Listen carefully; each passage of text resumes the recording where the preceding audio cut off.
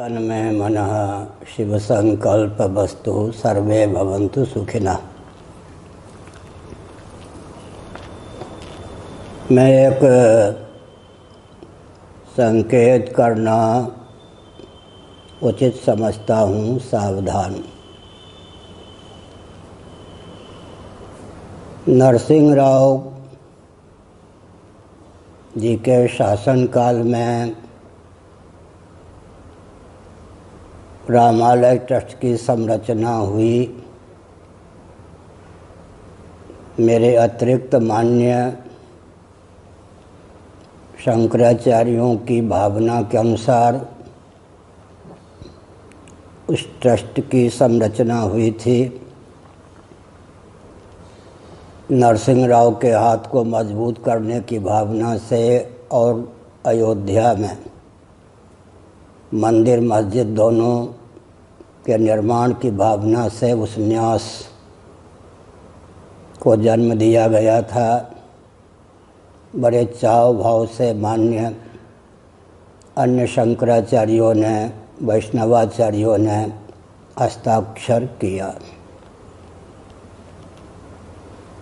मैंने इस पवित्र पीठ को, अपने वंश को, भारत को, आचार्य परंपरा को कलंकित न करने की भावना से विवेकपूर्वक हस्ताक्षर नहीं किया। उसके फलस्वरूप हस्ताक्षर करने वाले महानुभावों में मुख्य माने जाने वाले शंकराचार्य की भावना के अनुसार प्रयाग में कुंभ के अवसर पर रात्रि के 12 बजे अयोध्या के संत कहे जाने वाले वैष्णव ज्ञानदास जी के एक शिष्य को वैष्णव तिलक मिटाकर पुरी के शंकराचार्य के पद पर अभिषिक्त किया गया। तब से अब तक मेरे अपहरण करने का, मुझे मरवाने का जितना भी प्रयास हो सकता है सब किया गया। मैं असत्य सहिष्णु नहीं हूँ, लेकिन देश की छवि विकृत न हो इसलिए यातनाओं को अब तक धैर्यपूर्वक सहा है। यहाँ तक हुआ है, आपको सुनकर आश्चर्य होगा, उन दिनों मेरे पास केवल स्वामी निर्विकल्पानंद सरस्वती जी सचिव ही हुआ करते थे। जब मैं पूरी ट्रेन में बैठा होता, यात्रा की भावना से ट्रेन चलने के पूर्व जो 2-4 सज्जन मुझे पहुंचाने आते, मेरे सचिव जी प्लेटफॉर्म पर उनसे बात करते। 10-15 मिनट की सीमा में ही उस आतंकवादी के व्यक्ति आकर घूंसा दिखाते, आंख दिखाते और मारने के लिए उद्यत होते। इतनी यातना में शंकराचार्य के पद पर प्रतिष्ठित होने पर सह चुका हूँ। एक बार उस व्यक्ति ने आसाम के मुख्यमंत्री को पुरी में लाकर कहलवाया कि असली शंकराचार्य हैं। यहाँ का शासन तंत्र मूकदर्शी होकर अंदर से समर्थन देकर इस अन्याय को सहता रहा। कुछ दिन पहले आसाम के मुख्यमंत्री को मथुरा में लाकर स्वयं को उस व्यक्ति ने शंकराचार्य के रूप में ख्यापित किया। यदि आप सत्य के पक्षधर हैं तो रोने लगेंगे। मैं घटना का वर्णन करता हूँ। प्रयाग कुंभ की बात है। कई साल पहले जब मैं मंच पर बैठा था, तब सरकार के द्वारा प्रदत्त एक होमगार्ड जो टीबी का मरीज था, वो भी कहीं घूमने गया था। लेकिन वह व्यक्ति सरकारी लगभग 25 पुलिसमैन को लेकर द्वार के बाहर आकर बोलने लगा, माँ बहन की गाली देते हुए कि जूता मारते हुए इसे मेरे पास लाओ, 10,000 पुरस्कार, 20,000 पुरस्कार, 50,000 पुरस्कार लो। शासन तंत्र की सहभागिता से मुलायम सिंह के राज्य में आजम खां के सह पर यह घटना घटी। क्या स्वतंत्र भारत में इस प्रकार की छवि को प्रस्तुत करना शासन तंत्र के लिए सुशोभित है? क्या अंग्रेज़ों ने कभी अपने शासनकाल में सोचा होगा कि माननीय शंकराचार्य के साथ ऐसा व्यवहार स्वतंत्र भारत में हो सकता है?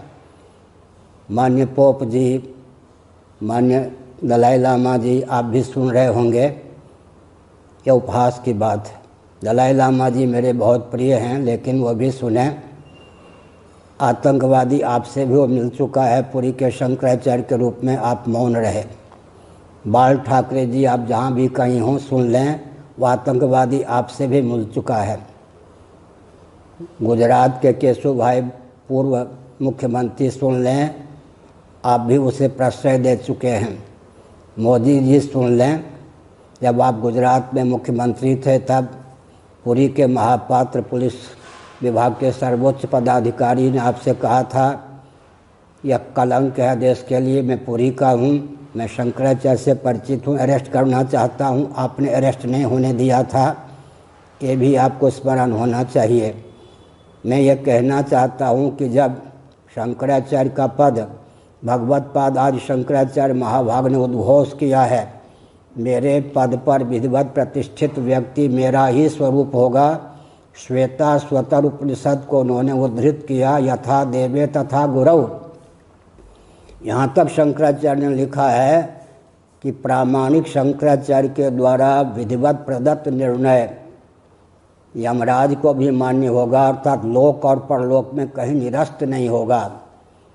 इस प्रकार अधिकार प्राप्त शंकराचार्य की दुर्दशा स्वतंत्र भारत में है और मुख्यमंत्री जी पूर्व वर्तमान, प्रधानमंत्री जी पूर्व वर्तमान बहुत चाव भाव से इस अन्याय को सहन कर रहे हैं, जनता भी सहन कर रही है। शंकराचार्य पद पर हूँ, संन्यास लेते समय प्रतिज्ञा की जाती है कि मैं सबको अभयदान देकर संन्यास ग्रहण कर रहा हूँ, लेकिन इस प्रकार की अन्याय सहिष्णुता उचित नहीं है। कोई बवाल मेरे नाम पर ना हो, इसलिए अब मैं जनता को ही पूछना चाहता हूँ, ऐसे नेताओं को हम क्या समझें, राष्ट्रद्रोही समझें या नहीं समझें? और आदित्यनाथ योगी जी, आपको मालूम नहीं है, ऐसी बात तो नहीं, आपके शासनकाल में यह दुर्व्यवहार हो रहा है। उस व्यक्ति ने मथुरा जिला में गोवर्धन के समीप गोवर्धन पीठ बना रखा है, पुरी में भी उसका एक आश्रम है। इसका अर्थ यही है कि पुरी के शंकराचार्य क्योंकि किसी राजनीतिक दल और राजनेता की दास्ता नहीं पालते, तो उनको चक्रव्यूह में जैसे अभिमन्यु को फंसा कर मारा गया था, उस प्रकार यातना देने का प्रकल्प चल रहा है। लेकिन मुझे मुस्कान भी है और एक विचित्र दृश्य मेरे सामने है। मैं स्वप्न में भी न अपनी प्रशंसा सुनना पसंद करता हूँ न करता हूँ, लेकिन आपकी जानकारी के लिए मैं कहना चाहता हूँ, विश्व बैंक की सारी गुत्थियों को सुलझाने वाला यह पद है। मैं ये नहीं कहता कि मैंने सुलझाया है। और ऑक्सफोर्ड यूनिवर्सिटी, कैम्ब्रिज यूनिवर्सिटी, दक्षिण कोरिया के गणितज्ञों ने आकर अपनी गणित की पहली सुलझाई है। विज्ञान पर भी मेरा ग्रंथ है। हर विषय पर अगर किसी क्रिश्चियन तंत्र को, मुस्लिम तंत्र को, कम्युनिस्ट तंत्र को इस प्रकार का व्यक्तित्व प्राप्त होता तो वे नृत्य करते। लेकिन मैं आर्य परंपरा से हूँ, परंपरा से ब्राह्मण हूँ। मेरे पूर्वज सदा से ब्राह्मण और भारतीय ही रहे हैं। ऐसी स्थिति में इस देश को मैं क्या कहूँ, इस देश में मैंने जन्म लिया है कि एक शंकराचार्य को इतनी यातना दी जा रही है और नरसिंह राव के समय से लेकर अब तक के प्रधानमंत्री जानते हुए भी सह रहे हैं। इसी प्रकार उत्तर प्रदेश को मैं क्या कहूँ, श्री रामकृष्ण की जन्मभूमि में इस प्रकार के आतंकवादी जन्म लेकर उपद्रव कर रहा है और वहाँ के मुख्यमंत्री सह रहे हैं। मैं क्या, देखिए, मुझे भगवान शिव के द्वारा बुरा न मानिए, रोचक भयानक न मानिए, तीसरा नेत्र भी प्राप्त है। तो मैं क्या इन नेताओं को और आतंकवादियों को भस्म करने के लिए तीसरे नेत्र का उपयोग करूं? शंकराचार्य शिवस्वरूप होते हैं और ऐसा नहीं कि चुनाव की प्रक्रिया से मैं शंकराचार्य बना हूं। सच्ची बात यह है कि जब मैं सन 70 में पदयात्रा करते हुए नैमिषारण्य से यहाँ आया था, किसी प्रकार यहाँ के शंकराचार्य जी के द्वारा उपेक्षित हुआ।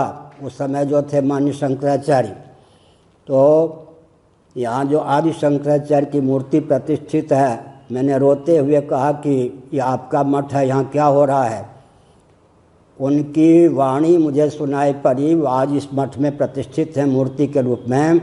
मैं तुम्हें शंकराचार्य के पद पर प्रतिष्ठित करता हूँ। जिनकी यह गद्दी है, जिन्होंने 4 आमनाय पीठों की उद्भावना की, उन्हीं के द्वारा मैं शंकराचार्य के पद पर प्रतिष्ठित किया गया हूँ। मैं दुर्बल नहीं हूँ। मेरी दुर्बलता इतनी है कि मैं भारत में रहता हूँ और हिंदुओं का धर्मगुरु हूँ। जिन हिंदुओं को होश नहीं है कि वो अपने दायित्व का निर्वाह करें, इससे अधिक मैं क्या कह सकता हूँ। यहाँ के मुख्यमंत्री को मैं क्या कहूँ, जो आसाम के मुख्यमंत्री ने आकर कहा पुरी के शंकराचार्य असली ये हैं। मैं मथुरा के कलेक्टर को क्या कहूँ, जो मथुरा में आकर के वही आसाम के मुख्यमंत्री ने कहा है कि असली शंकराचार्य हैं, शंकराचार्य के रूप में ख्यापित किया गया। उचित तो ये हो कि आसाम के मुख्यमंत्री को वेरी हथकड़ी के साथ जेल में डाला जाए। उचित तो ये हो कि उड़ीसा के मुख्यमंत्री से पूछा जाए कि आपके राज्य में इस प्रकार का अन्याय क्यों हुआ। और उचित तो यह है कि कलेक्टर जो मथुरा का है उसे भी जेल में डाला जाए। मुझे बहुत कष्ट है, मेरे बहुत लाडले प्यारे मोदी जी भी हैं, अमित शाह जी भी हैं, लेकिन मैंने इसी मठ में और यहाँ तक कि शिवराज सिंह चौहान के सामने उज्जैन कुंभ में 1 घंटे तक कहा था कि अराजकता का दमन कीजिए। दोनों मुस्कुराते रहे। इस प्रकार की अन्याय सहिष्णुता, उस समय ये भाजपा के अध्यक्ष से आज गृह मंत्री हैं, जब गृह मंत्री अन्याय सहिष्णु हैं। और ये जो शिवराज सिंह चौहान, इसने कुंभ में इतनी सुविधा दी, इतना संरक्षण उसको दिया, इसका मतलब कुंभ में उस व्यक्ति को ख्यापित किया जाता है शंकराचार्य के रूप में, सारी सुविधा दी जाती है। योजनाबद्ध ढंग से पुरी के शंकराचार्य को नष्ट करने का, अपहृत करने का, अपमानित करने का जो प्रयास चल रहा है, अब भगवान शिव को ही मैं सौंपता हूँ। हरिहर की यह गद्दी है कि आप ही न्याय करें। भारत में तो मुझ जैसे व्यक्ति को न्याय मिलना संभव नहीं है। एक बार मैंने सोचा भारत को छोड़ दूं, फिर हुआ कि नहीं, रणछोड़ बनना ठीक नहीं। तुम्हारे पूर्वज यहाँ रहे हैं, जितना भी अपमान हो भारत में ही रहना है, बाहर नहीं जाना है। और मैं एक संकेत कर दूं, अडवाणी जी आप जीवित हैं अभी, आपको लज्जा का अनुभव नहीं होता। उस व्यक्ति को मॉरिशस में प्रधानमंत्री जो मॉरिशस के, उसके द्वारा आपने स्वागत करवाया था। आप एक क्षण भी जीवित रहने योग्य हैं, आपको हार्ट अटैक नहीं होता है। भगवान करे आप चिरंजीव रहें, लेकिन आपने यह पाप नहीं किया। मुझसे आप 45 मिनटों तक बात नहीं कर चुके हैं। केवल मैंने आपकी दास्तान नहीं प्राप्त की, इसलिए आपने ये दंड दिया। आपने अमेरिका में भारत के राजदूत से उस दुष्ट का, उस आतंकवादी का सम्मान करवाया। ये आपकी करतूत है। वाजपेयी जी, मैं एक संकेत करना चाहता हूँ। एक महिला आयोग के चेयरमैन ने कहा था कि जब पुरी के शंकराचार्य, वही अराजक तत्व, ये बोल रहे हैं कि भारत में अल्पसंख्यक सुरक्षित नहीं हैं, तो प्रधानमंत्री जी आप क्या कर रहे हैं, ये उठाया था प्रश्न। बाद में पोप जी अब नहीं रहे, उन्होंने प्रश्न उठाया था। वाजपेयी डर के मारे चले गए पोप जी से क्षमा मांगने, लेकिन उनके मुँह से यह नहीं निकला कि आतंकवादी अराजक तत्व है। नरसिंह राव से लेकर अब तक के प्रधानमंत्रियों ने उस आतंकवादी को पाला है। मैं यही कहना चाहता हूँ, क्या मैं भारत छोड़ दूँ या शरीर छोड़ दूँ? मुझे न्याय जब भारत में नहीं मिल रहा है, जबकि मैं सर्वोच्च न्यायाधीश के पद पर हूँ, तो मैं क्या करूँ? या तीसरा नेत्र खोल करके फिर भारत में जैसा शासन तंत्र होना चाहिए उसके लिए संघर्ष के बिगुल बजाऊँ? नारायण, सबका भला हो।